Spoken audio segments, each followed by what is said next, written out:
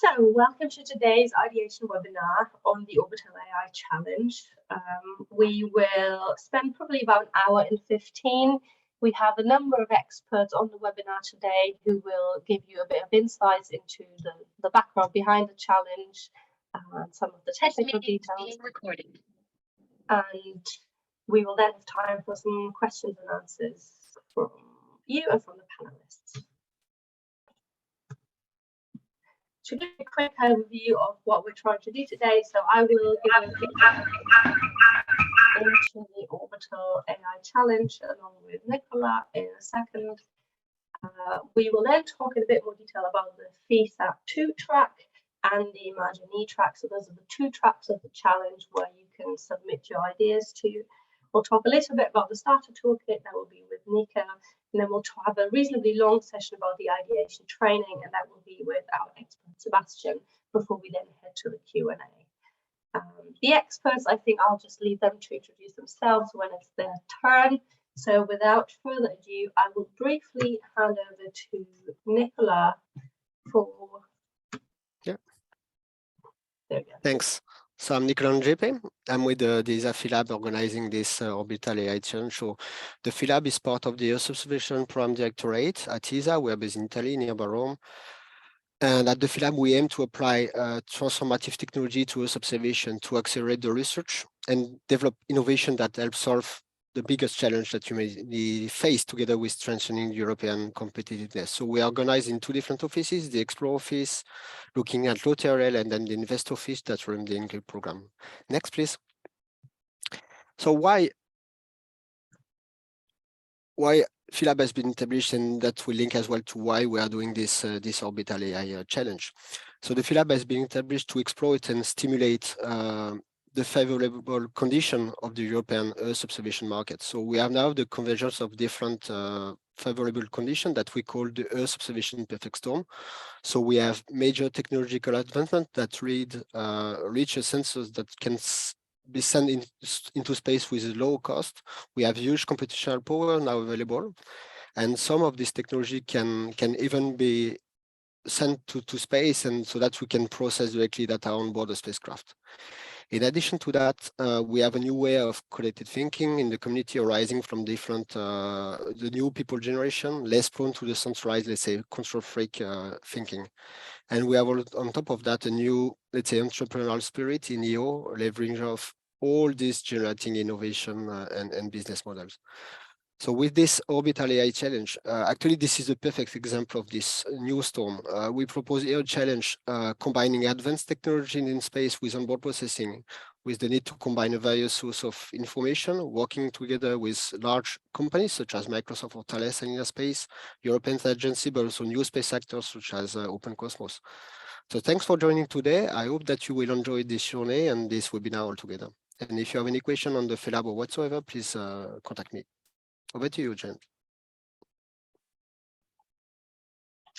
Okay, so to introduce myself as well, I'm Dr. Katiki. I'm a senior consultant here at SpaceX Partners, and I will just give you a very brief introduction into the challenge and any background in case you haven't got it already. But you're all on this webinar, I think, because you have a rough idea of what this is about. So hopefully I'm not telling you anything majorly new.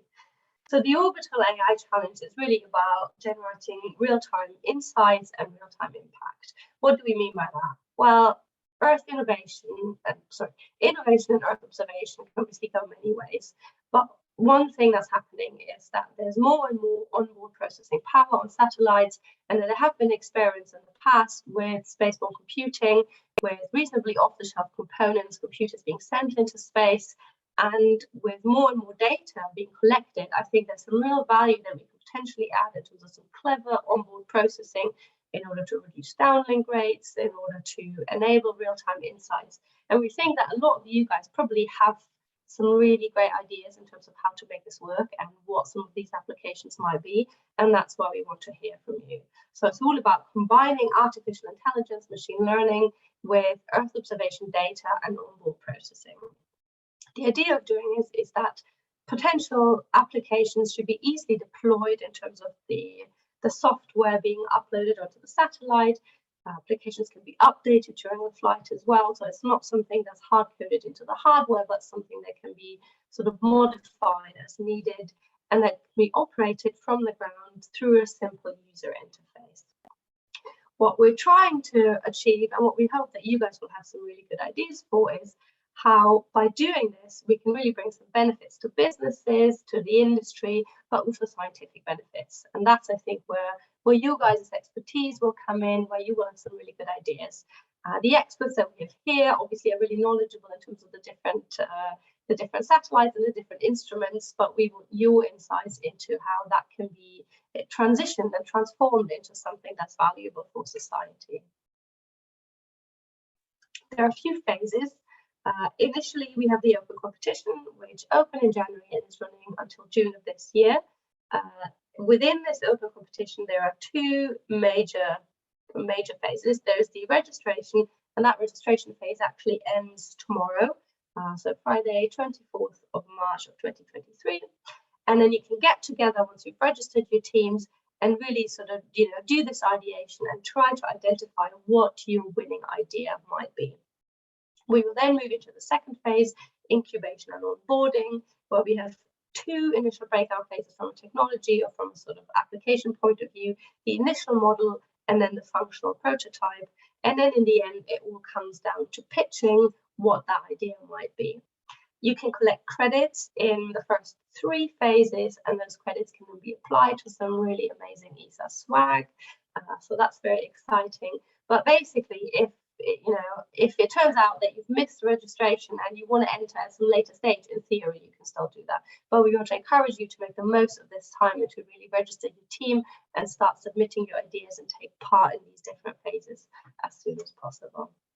Within the open competition, at the end of it, 10 teams will be selected for each track, and then 2 teams at the end of the second phase will actually get to fly their code either on the FESAT track or on the Imagine track. And that nicely brings me into these 2 tracks. So there are 2 different tracks for which you can submit your idea. One is FESAT 2 and one is Imagine. FESAT 2 is a CubeSat orbiting in a low Earth orbit with a multispectral camera, and an Imagine is an instrument mounted on the International Space Station, so also in a low Earth orbit, with a hyperspectral camera. And we have experts for both of these on the call, so I will not talk about these anymore, but I will hand over to the experts who can tell you all about these really amazing opportunities. And with this, I will hand over to Agni, who will tell us more about FESAT 2. Thank you. So hello, everyone. My name is Agnia Pashkevičiūtė-Kydron, and I'm a system engineer at ESA, and I work on FESAT 2 mission. So let me introduce you to it. Right, so what is FESAT 2 mission? So FESAT 2 is an Earth observation CubeSat, and it's capable of running AI apps on board. We started with FESAT 2 at the end of 2020, and now we're going towards the finish line and hope to launch it at the end of this year or the beginning of next. FESAT 2 will image Earth from 500 kilometers sun-synchronous orbit, and AI apps will be running on board and will be able to infer with the information from images taken and provide useful data. So that's directly on board. FESAT 2 is being built by Open Cosmos, so that's the prime of the mission, who is doing a really great job managing all the parties. And FESAT 2 is also supported by CGI, Cymera, Deimos, KP Labs, GOK, SEIA, and Ubotica. And CGI, KP Labs, GOK, and SEIA are also providing AI apps. I think we can go to the next slide, please. Right, so just for a brief overview of the spacecraft. So for payload, we have Multiscape 100 imager from Cymera, and it has 7 multispectral and 1 panchromatic bands. The swath of the camera is almost 20 kilometers, and the GSD is almost 5 meters. There's an onboard computer provided by Open Cosmos, and the computer runs image pre-processing algorithms. So radiometric correction, band alignment, and such. And we also have Cognisat AI processor that comes from Robotica, and it hosts AI models and performs inference. And the platform itself, the 6U CubeSat, that's supplied by OpenCosmos. So the platform hosts the apps, interfaces with the payloads, keeps the spacecraft stable, generates and distributes power, and communicates with the ground. In terms of the image acquisition, just for the to describe the basic principle, so it's a push broom scanning technique. So that means it's line by line scanning while going in a long track direction, so the same direction as your satellite is flying over Earth. And the acquired images from 500-kilometer orbit are almost 20 kilometer wide, as mentioned before, and they're going to be as long as the images is taking place. So the scan is just done literally line by line and keeps going until you stop it. And the spectral bands are very similar wavelength as Sentinel-2, which makes it easier for you to train your algorithms or your AI apps with. And the satellite also provides roll angle across track. So that means that you can have access to any area on Earth almost every 15 days. Right, so in terms of observation capacity, what's in the red lines here, that's all the area that you can access on ground. So that's a whole globe. And it's important to mention that this is SSO orbit. So that means that for every location on Earth, you're flying at the same local time. So your sun conditions will be constant, except that you have to account for the changes of the seasons across the year. So say for the northernmost latitudes, for instance, Sweden, it's going to be lighter in summer and darker in winter. But the local solar time will be the same. So that's very advantageous when training the apps. And the spacecraft roll angle, as I mentioned, is plus minus 10 degrees. So that gives you global access every 15 days. But keep in mind clouds. Our planet is surprisingly cloudy, so it definitely takes a few tries to get an image without clouds, especially over Europe and Netherlands. Can go to the final slide, please.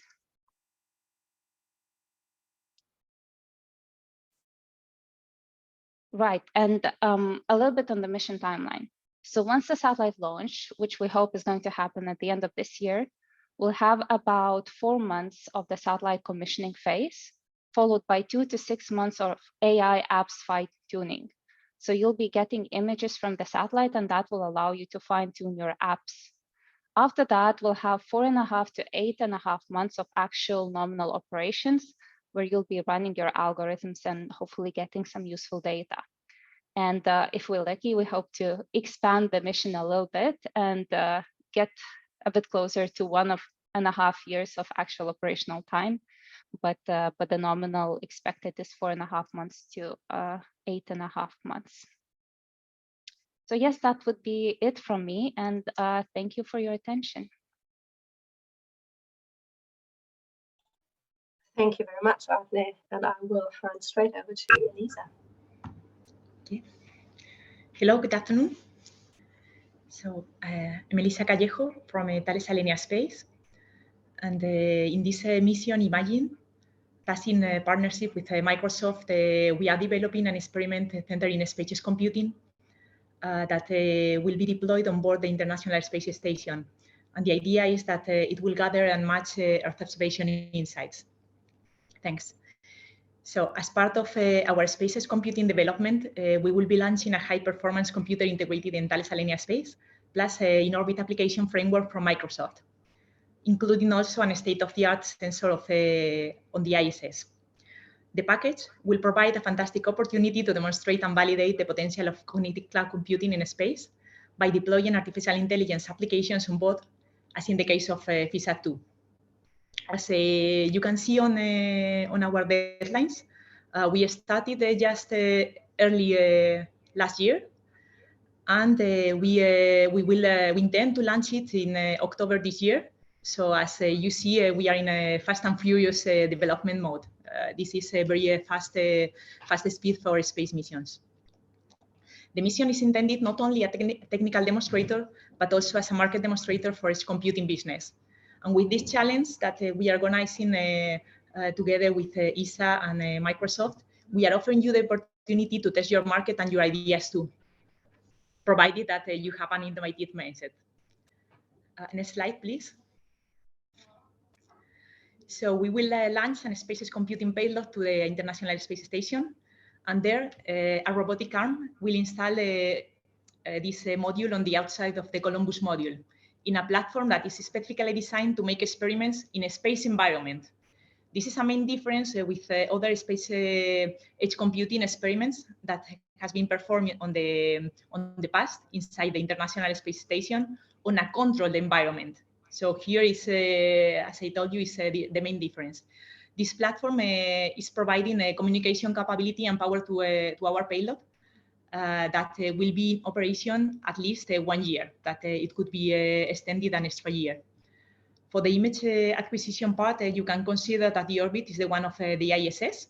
So you can check the timelines for which you can take the images. Okay, next slide, please. Well, so how are we doing it? The mission, as I told you, is an end-to-end demonstrator in which we are putting together all the experience of Thales Alenia Space in space, specifically in onboard processing, with the knowledge of Microsoft in the cloud, with which you will recognize is not negligible. The payload will be connected to Microsoft Azure Cloud to enable developers to upload or update their code during the mission lifetime, or to download relevant insights. It will be integrated directly in Azure like any other node of the cloud in a seamless way to the users. It will be the first space node of a terrestrial cloud. So it's a very important milestone. This mission has also a great potential to change the paradigm of space resource use, which could result in improved response time or optimization of the frequency usage and greater control of the data and its value, improving the privacy and security of the system, just to mention just a few of the advantages that are foreseen thanks to these technologies. Next slide, please. So this is the next steps for Thales Alenia Space in Spain. 20 years heritage developing advanced onboard processors. As commented, it will be this first space node on a terrestrial cloud on space. And this is also the evolution for a natural evolution for a Microsoft Azure. So I told you we have this direct ground to payload connectivity that we will use to directly upload and produce the applications. Okay. And we are putting all this infrastructure at the service of the community to validate ideas and to test new applications. So just next one, please. Okay, so we intend to launch the mission October 20th, so save the date. And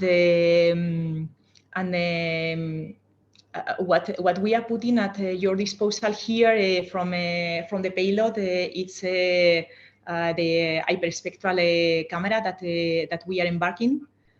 As you see, as we are launching the system in October, and we have this commissioning validation phase of 3 months. It means that the operational phase will happen mainly during 2024. Sorry. So next year we will be in all the operational phase that could be extended one extra years. Then we will have to do the installation from the International Space Station. Okay. So that would be all on my side. Thank you. Thank you very much, Elisa. Very insightful. I will hand over to Nika at this stage to talk a little bit about the Data Starter Toolkit. Okay, thank you very much. So my name is Nika Oman-Kaduns. I'm a data scientist at Synergize. And to help you get started with the challenges, we prepared starter toolkits. Next slide, please. with the image simulation workflows, ready-to-use datasets for both OrbitalAI missions, Jupyter notebooks to make your own simulated images, and we've made all the tools available to you on GitHub. Next slide, please. For the two OrbitalAI missions, no imagery is yet available. So we prepared images with simulations of the specific characteristics of the mission sensors. A step-by-step simulation workflow is implemented to obtain first the multispectral images for the FISAT-2 mission from Sentinel-2 data, resulting in images with 8 bands and a spatial resolution of 4.75 meters per pixel. And for the Imagine-E mission, 2 simulations are implemented, one derived from Prisma data of the Italian Space Agency mission, and one derived from Sentinel-2 data. Here, hyperspectral images with 50 bands and with a spatial resolution of 45 meters per pixel are obtained. Next slide, please. So with this, we provide you ready-to-use data sets of these simulated images on about 500 locations all over the globe and with multiple timestamps. You can download each location separately with the location specified in a geodata frame. One with all the locations is already provided with the toolkit. And as mentioned, we have one data set for the FISAT mission and 2 data sets for the Imagine-E mission. Next slide, please. We also provide Jupyter notebooks that contain the full workflow to make your own simulated images.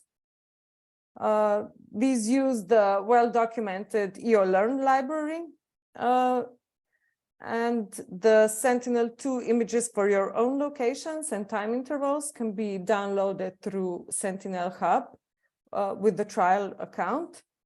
And for the Prisma tiles download, you can follow the instructions on the Italian Space Agency website. And with this, you can then simply run the workflow in the notebooks and save your simulated images as GeoTIFFs. Next slide, please. So all the necessary tools and instructions for both OrbitalAI missions can be found on GitHub.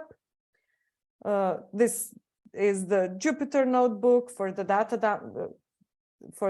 download and the simulation, the requirements for running the code, the constants and utils functions with the tasks to run the workflow, and the geodata frame with the locations and dates for downloading the data sets. So I hope these will help you get started, and the best of luck with your applications. Thank you very much, Nika. So hopefully that should give everyone a really good basis to start out trying out your ideas. With that, I will hand over to Sebastian, who will talk a little bit about ideation training, and we'll actually swap the screen share. So we'll just stop this for a minute and then we'll pick it up again.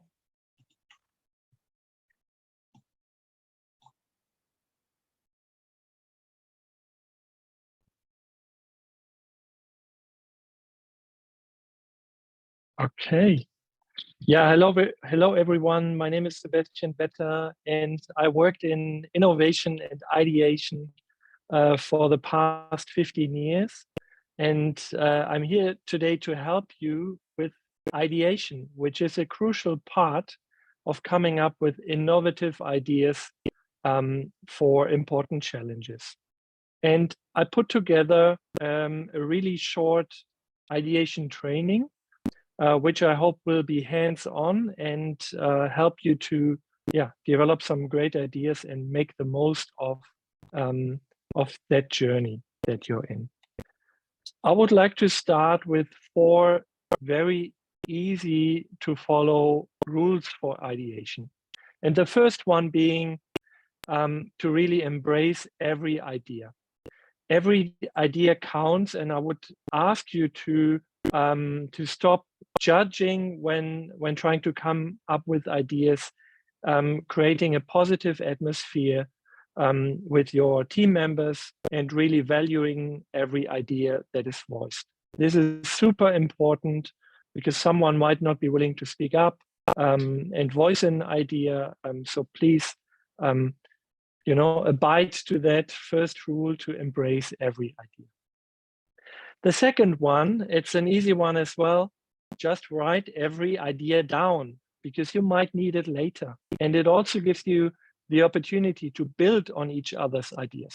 So quite often in innovation, it comes from combining various elements of an idea. Yeah, so it's a bit a mixing of different ideas. So therefore, write every idea down. And there's a very handy tool on how to do that, which is a Post-it note. And a good way to do that is to write one idea on one Post-it note and then put them somewhere on a wall where you can see them. This is really helpful for ideation. The third rule, and this might be a bit counterintuitive, or it might contradict what you heard. When people think about ideation, they think about brainstorming, where people sit together in a room and they just voice their ideas. Research has actually shown that this isn't a good idea, yeah, because people align too quickly on ideas, and the diversity of the ideas decreases when you do open brainstorming. And there are other techniques, and some of those I will show you today, that make the most of both the community approach to brainstorming and other approaches where you develop ideas individually. They are also known as brain writing. So I would suggest you go for a hybrid approach. The fourth and the last rule or tip for ideation is to go for quantity over quality. So at the point of coming up with ideas, it's really important to have many ideas and not to sort them out or criticize them or prioritize them at an early stage. You can do that later. Yeah, and all those 4 rules, I would encourage you to follow them, to try them out. And I put a lot of text on those slides because there will be a handout later on, so you can read what exactly is important with regards to each of the 4 rules. Okay, so ideation. It is the very first step to innovation, right? So at the beginning of innovation, there's an idea. You might think that is the case. I would argue it's wrong. It's not the first step of innovation. Why? Innovation doesn't start with ideation. Yeah, because in most cases you should only ideate after you've identified a problem that is worth solving. So that is actually the hard part. Describing a problem really well, and then it's quite easy to come up with good ideas on how to solve that problem. So what do I mean by that? So as I said before, ideation works best when the problem is well understood and clearly defined.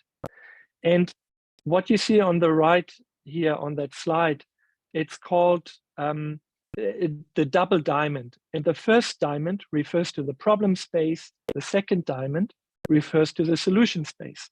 So this in itself is really important, to separate the problem space from the solution space, and to first focus on the problem space and define a really good problem statement to solve before you start thinking about solution.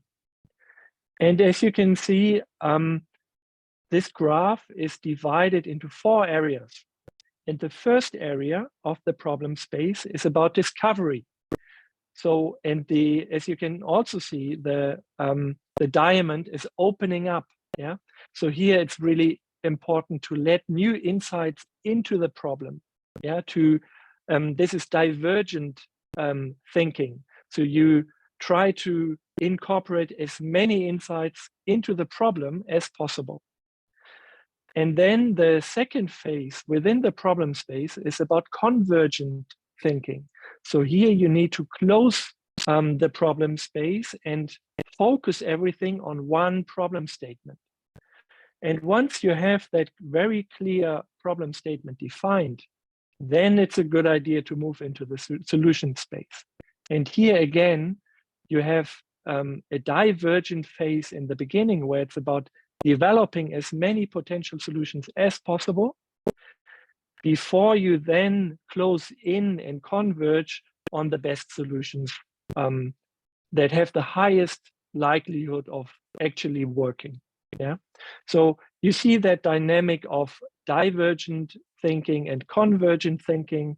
And well, as you can imagine, there are different tools and techniques for each of the 4 phases that are really helpful. And some of those techniques I would like to show you today, and perhaps we can even try some of those out. Okay,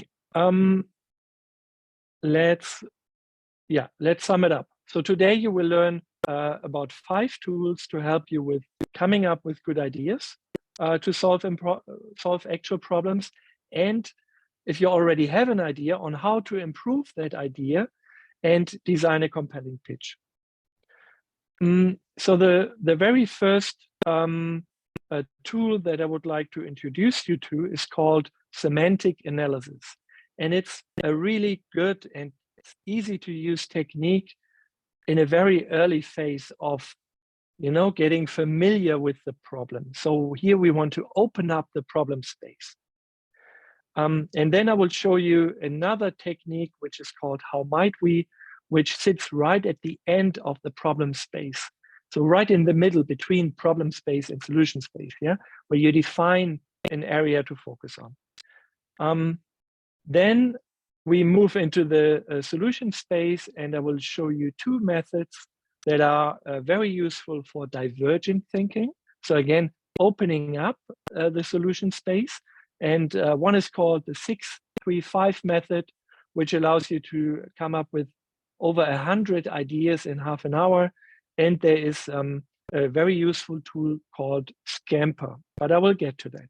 And then finally, the last phase, when it's about defining the winning solutions, outcome focus is a really good framework here that I will explain to you in a few minutes. Okay, let's start with semantic analysis. And imagine you're right at the beginning, getting familiar with potential problem statements and getting more insight into the problem. And well, one topic you might or might not be focusing on relating to Earth observation could be wildfires. So what I would suggest here is to start with a semantic analysis and to do some research on the topic of wildfires. So I did that, and I found a good summary online, and it reads like this. Wildfires have dramatically increased in frequency and size in recent years. The first moments following the ignition of a fire are critical to discover its exact location, speed, and direction of expansion. However, firefighters on the ground are not always capable of calculating these factors accurately. Similarly, without quality statistical data on forest fire sizes and affected areas, scientists cannot accurately estimate the extent of a fire's destruction. So, and you might already have a topic in mind, or you might have done some research, and I really encourage you to do that research and then to write down what you have in a few sentences. And now we would come to the semantic analysis, and it goes like that. We just focus on the first part of that research for now, and highlight the things that are interesting and the things that have more questions in them. For example, so I highlighted wildfires. So what is the definition of a wildfire? How big do wildfires get? How fast do they grow? What other data is relevant? Is wind a relevant factor, for example? I also highlighted the first moments following the ignition.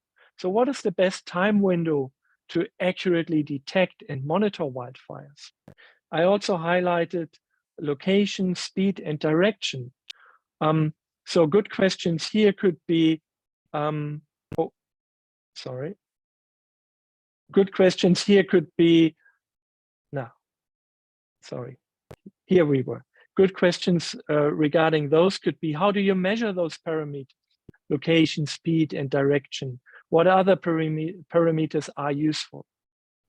So that is a semantic analysis, and you can see by asking more questions, you're expanding the problem space, which is good. We also had a second paragraph here, and this one focuses on firefighters on the ground, as well as scientists. And again, I highlighted some aspects that are interesting. For example, we have firefighters on the ground. Okay, this leads to the question, who exactly is using our data and what for? What other stakeholders are important? Could the government be important? NGOs, maybe what NGOs could be using our data? We also learned that they are not always capable of calculating these factors. And here we could ask ourselves, so why not? Is it a problem of technology? Is it a problem of skill? So what would we need to provide so they can make decisions on the ground? Then there's an aspect around quality statistical data. So again, here we would want to find out what data is needed and what determines data quality in their eyes, in the perspective of the people who need to act on based on data. So in the last paragraph of that statement, we have scientists. So it seems that there's a different user group, yeah? And well, science is a big area, right? So what scientists are using our data and at what time and what for? So do they need real-time or near real-time data? Or do they, would they rather have more accurate, more precise data, but they don't need it immediately because they're not firefighters on the ground? Maybe they need it for insurance purposes, yeah? So who else might need data access? What are their needs? What other stakeholders are important? And what data needs to be available in real time? So this is just an example that I, applied semantic analysis to from wildfires. But no matter what the topic is that you're focusing on, you can easily do this analysis with any topic. And I would encourage you to do so because it allows you to include all the relevant factors into exploring the problem. Okay, so once you've done that, because at some point we want to come up with solutions, we need to move there and we need to close it down. We need to converge into a problem statement. And a good idea to phrase a problem statement is a so-called how might we statement. So how might we do X, Y, Z, and so on. And that is just a sentence. I would encourage you to write it down because it will focus all your ideation work. And a good how might we statement usually has 3 aspects to it.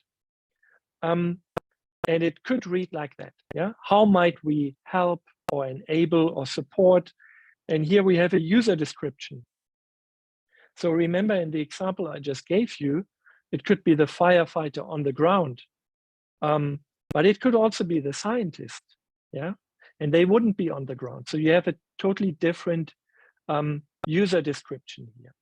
So how might, let's say we go for the firefighter. How might we help or support a firefighter on the ground, yeah, to solve, and here we need a problem description.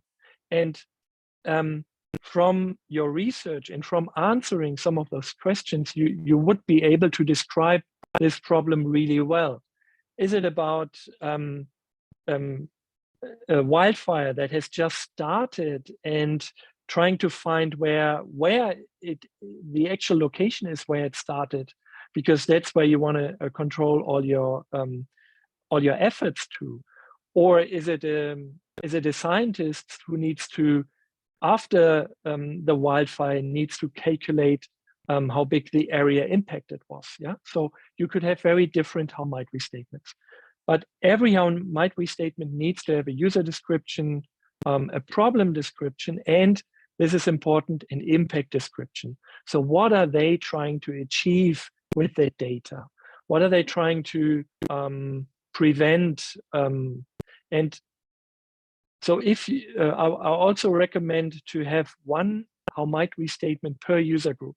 So in that case that I just illustrated, you could have at least one or many how might we statements for the firefighter, and one or many how might we statements for the scientist. And do you want to give this a try and maybe post a good how might we statement in the chat based on the description that you see here? And I would give you a few minutes, and then if some of you would give it a try. So we need the user description, the problem description, and the impact description. So give it a try.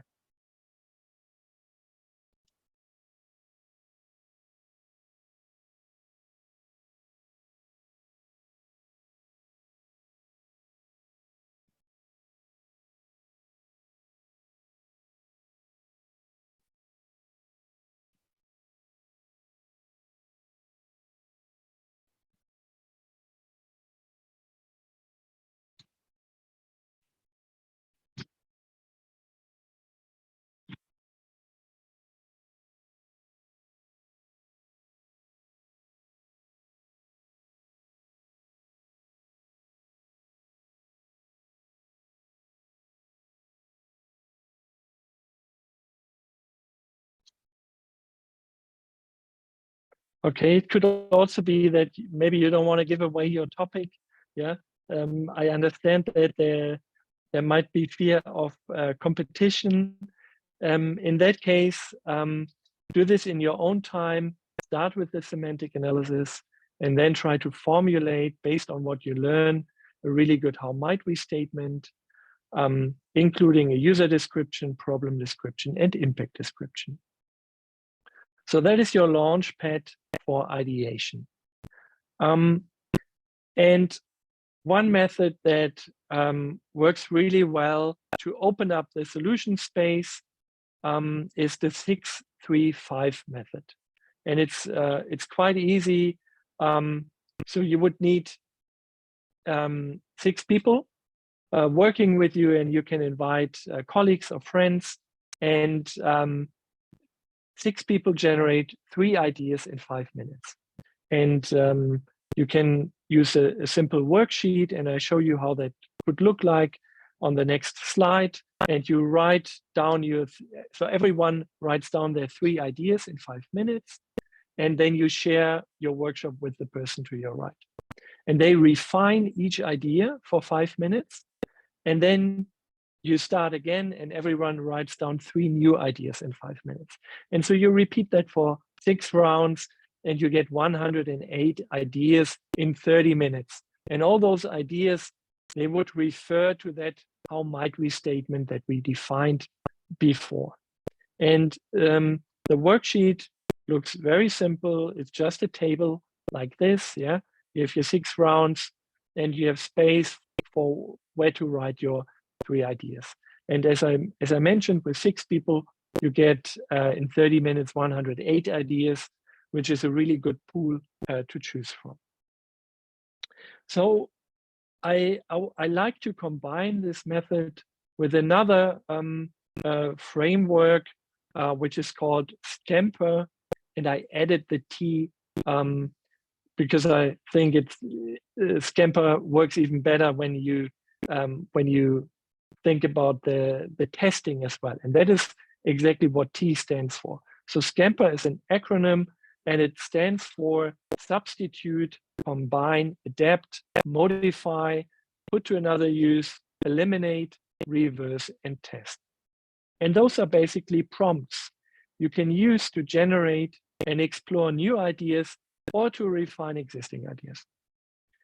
And so how it works, again, you would have your how might we statement, and you might have one part of that how might we statement or a subset of it where you can have a prompt like, okay, how might we, I don't know, substitute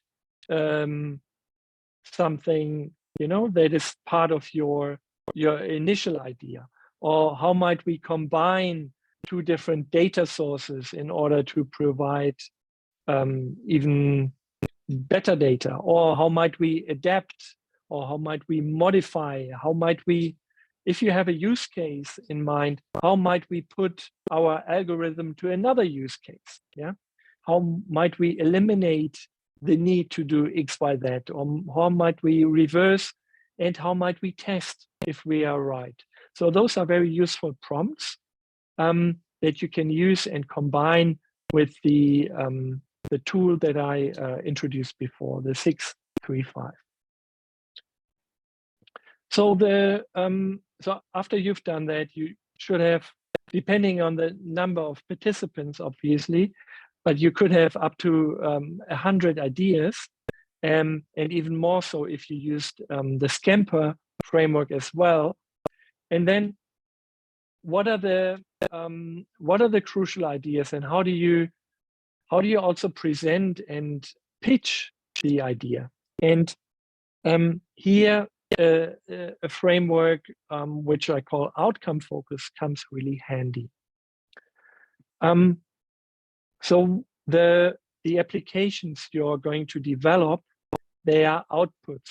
They are clearly things, tangible things that can be tested and that need to be deployed. However, these outputs, they enable outcomes, so tangible results for the people using that data. So in the case of the wildfire, it would be a scientist or it would be a firefighter. And then there's another circle, which is impact. So there's a longer term impact of that outcome that you also contribute to. And from my experience from working with many software engineers and engineers, there is a risk that you can become too focused on the output, the thing you're building, and the outcome getting and the impact getting a bit out of focus. And especially for when you're presenting and pitching the idea, it's a good idea to link the output with the outcome and the outcome with the impact. And I think this could really help you to make a compelling pitch by focusing on the measurable benefits that result from the delivery of your output. Of course, you need to program your application, yeah, and it needs to fulfill all the acceptance criteria. But what's most important is that it creates a real outcome, that it creates a difference. And then also shedding light onto the impact, so the broader and long-term impact you have on ecosystems, on science or society. And I can see there are a few questions. No, they're not relating to this part. And I'm checking here. No, they're not. Okay, cool. So one example to illustrate that with a topic that has nothing to do with space observation, Earth observation, which is, imagine the output is a mobile app to track your fitness. This is the output, and imagine a software team of software developers is working on that for half a year. Yeah, and they get really stuck on that and get into the details. What is the outcome of that? The outcome should be that app users, they benefit from increased motivation and accountability in their fitness routines, which should result in improved fitness levels and overall improved health. What is the impact? One level above that would be a decrease in rates of obesity and related health issues, and leading to a positive impact on public health at a societal level. Yeah? And whatever idea you come up with, I encourage you to differentiate these three spheres of thinking also in your final presentation and in your pitch.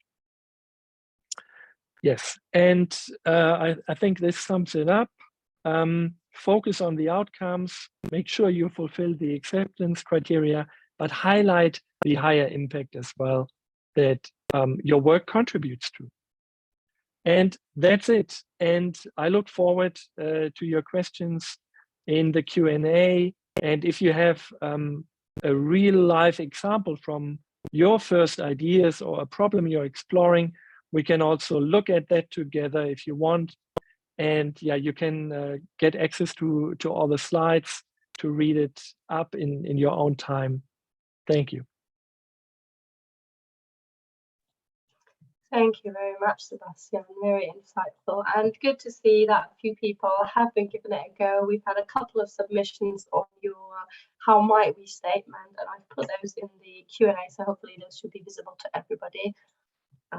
So yeah, well done, and thank you guys.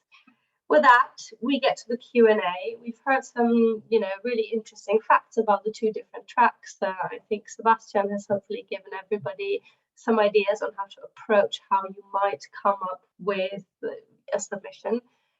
So now it's really over to you. We've got the Q&A still open. If you have any questions at this point, please feel free to type them in and we will do our best to answer them. And we'll just give that a few minutes and see whether people come out of their shells.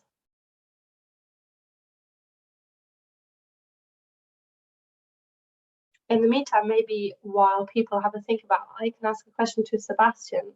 Sebastian, I don't know whether you can answer this or whether there is a generic answer, but when I was listening to you, I was wondering whether for the, you had the problem and the solution diamonds, and do you have any advice for people in terms of how to time those different activities in relation to, say you have 4 or 5 months for the submission?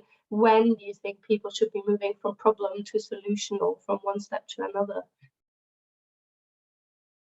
Yeah, it's a good question. I think there's not an easy answer, unless I quote Albert Einstein, who said, if I had 1 hour to solve a problem that my life depends on, I would take 55 minutes to understand the problem, and then the solution just comes to mind in the last 5 minutes. So he would clearly overemphasize the problem space to really understanding the problem, and then the solution is just obvious. And he's a really smart guy, so I guess it's not a bad idea to follow him, but don't get lost in the problem space, because if you open it up too much and you let too much complexity in, and then you have difficulty to decide, okay, what problem statement are we going to solve? So don't overdo it, but I would say spend more time in the problem space than in the solution space. Maybe not 95%, but versus 5%. Right, thanks, that's helpful.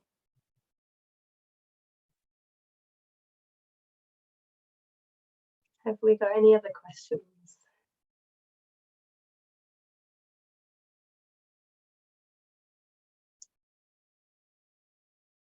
Do any of the panelists want to add anything at this point? If so, feel free to just unmute yourselves and comment. There we go, there's some questions coming in now.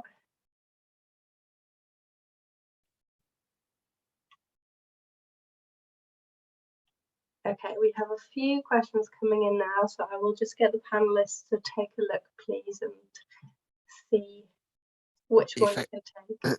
Yeah, if I can reply the question on where can we get more information about the onboard computer from OpenCosmos and the Conisat AI processor from Robotica. Yeah, unfortunately, I mean, we cannot reveal those kind of information. I guess we shared already some information in the overview scientific document as part of the challenge, so you might be able to find some answer there, and the rest will be for this company to reveal and release this information. But this is, as you may guess, not all information can be shared with you. Sorry about that.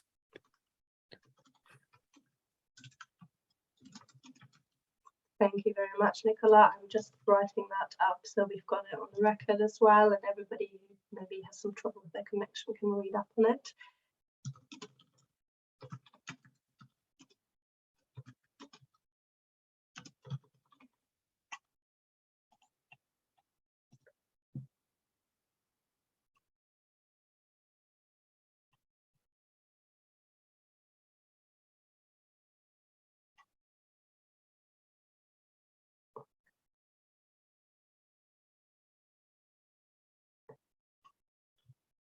Somebody is asking and say they are on the fence in terms of deciding which of the two challenges to pick. So maybe that's actually a good question for each of our experts on the two challenges.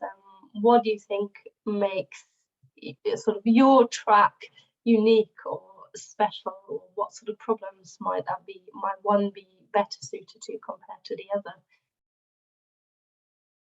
Anne, did you want to go ahead? Can you hear me? Yeah, now we can hear you. No, okay, first good.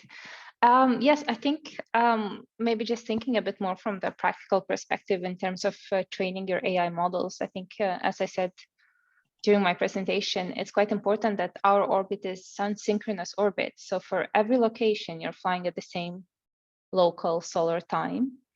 So your light conditions are almost the same all the time, apart from the yearly fluctuations. Whereas in ISS orbit, you're always flying at different times, and sometimes you have very long eclipse periods and such. So you need to think about which locations you're targeting and what conditions do you need for your AI models to work. I think that's quite important.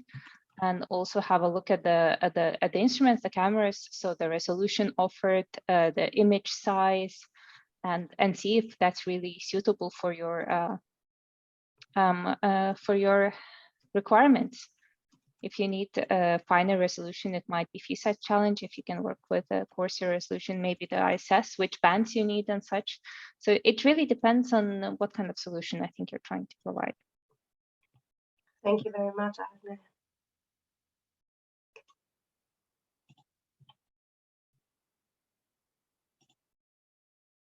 Okay, we have a few questions being answered in the chat now, hopefully.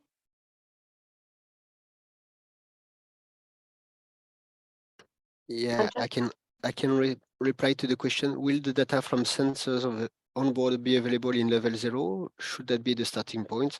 So for the FISA2 track, we offer the possibility to work on 3 levels of product. Radiance with coarse band-to-band alignment, reflectance, radiance with fine band-to-band alignment, and then reflectance with fine band-to-band element. So it's 3 different products, and obviously it's really dependent on the application, which will require obviously the higher product, the higher level product will require some pre-processing on board that will take also some let's say some capabilities on board. So of course it has to be a trade-off at the end. If your application can work on low-level product like level 0, obviously this is better because you might be able to process a much more amount of information on board, because the pre-processing takes some time actually.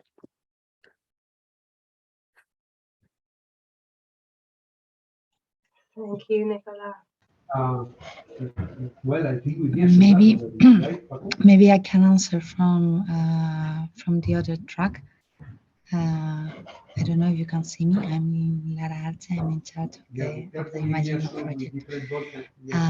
We will have the possibility to have the L0 products for the users, and also the what we call L1R products that are quite L1, sorry.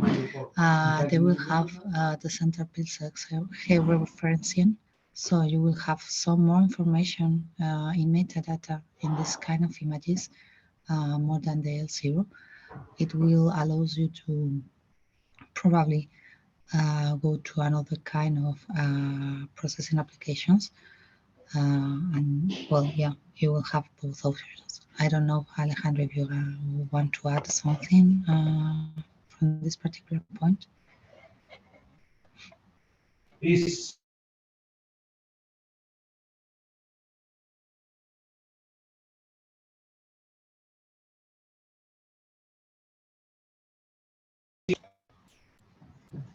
Okay, so it seems not. Yes. Thank you very much. Okay, we are just in the process of typing some answers to the last couple of questions that are waiting in the Q&A at the moment. I haven't seen any more trickle in the last 3 minutes or so.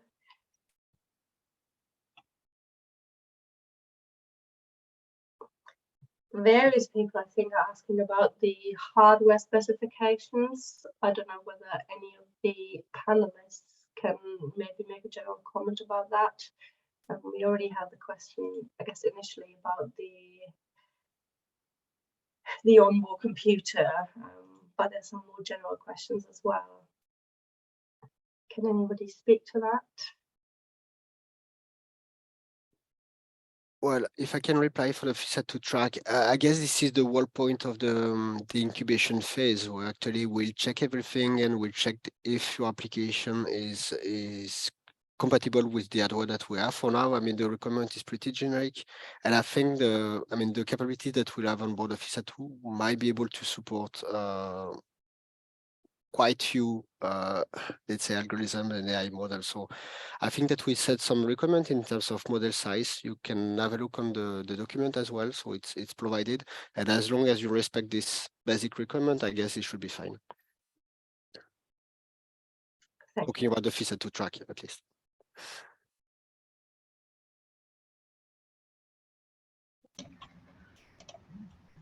For the Imagine track, I will answer almost the same as Nicola. We will have all the details in the documentation, and if not, we will update it for sure. So nothing more to add. Yeah. Great, thank you. And I guess if I can add on that, this is actually the goal of this open phase, is to be very open and global. So I guess at this stage you don't need to care about that much. I mean, it will be for the second phase. So please do not limit yourself. Propose something, and then we'll investigate with you. We'll find some way to fit in the requirement that we have.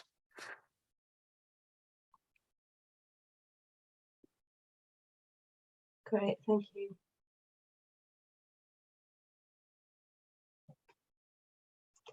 And then we have one more question here about the registration and what to register as. So whether the EL expert or AI expert are particularly encouraged. I don't know the answer to that personally, but if the panelists don't either, then maybe we can do a bit of digging behind the scenes and get back to you on that one.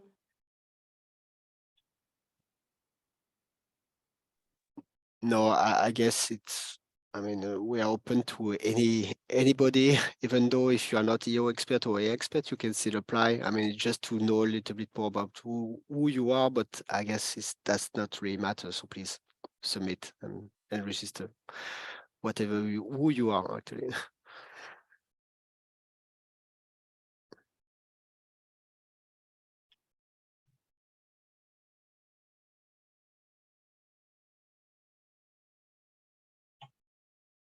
Just have someone else come in.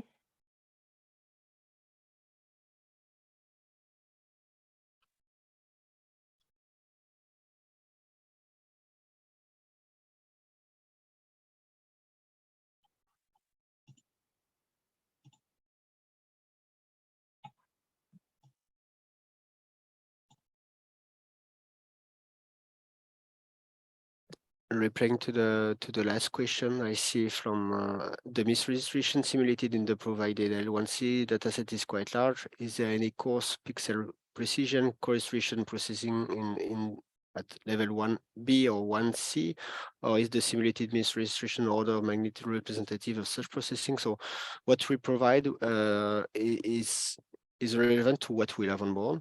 So for the level 1A, indeed the level of, I mean, the magnitude of the bend-to-bend element is few sets of pixels, but for the level 1C should be within a pixel. Of course, it comes with uncertainty and some kind of standard deviation that we simulate. So this is why maybe for some bend-to-bend element, it might be 2-3 pixels, but it should be within a pixel, statistically speaking.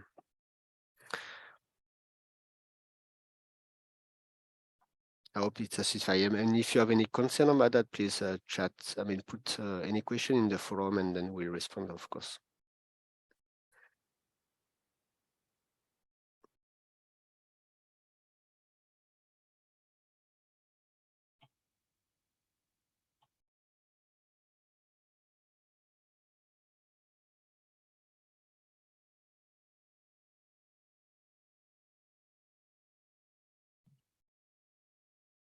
Okay, there's one more question about, is there a possibility to use swarm satellite open constellation infrastructure AI mesh guided AOCS? Can anybody take this question?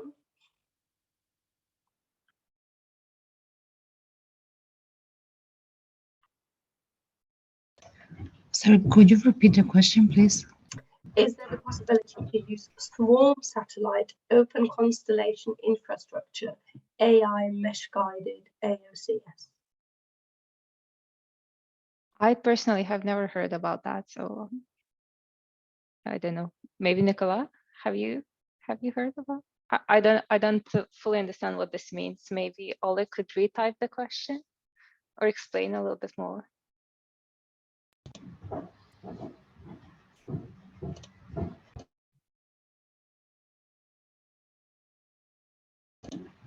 Yeah, in my case, it's the same. I mean, I don't understand what it means. Maybe what we can do is between us, we can try to follow up on this. I think Oleg has just sent a link as well. So it might be not a question that we can answer quickly, since none of the panelists have heard or sort of are aware of the technical side of it, at least in the way the question is phrased right now. But we can try to get back to you. I think we should have your contact details via the sign up. And I think we're just getting quite close to our time cutoff now. So, given that we haven't had tons and tons of questions trickling in, I think we've probably done a reasonably good effort at giving people a good idea of what is happening with the challenge. With that, I just want to say thank you to our panelists for all of their presentation. Thank you for all the attendees. We hope that it's been insightful for you and that you've been able to get the information that you needed in order to come up with some really winning ideas. We hope that you will register. We hope that we will see your submissions, and we want to wish you all good luck and all the best for the challenge.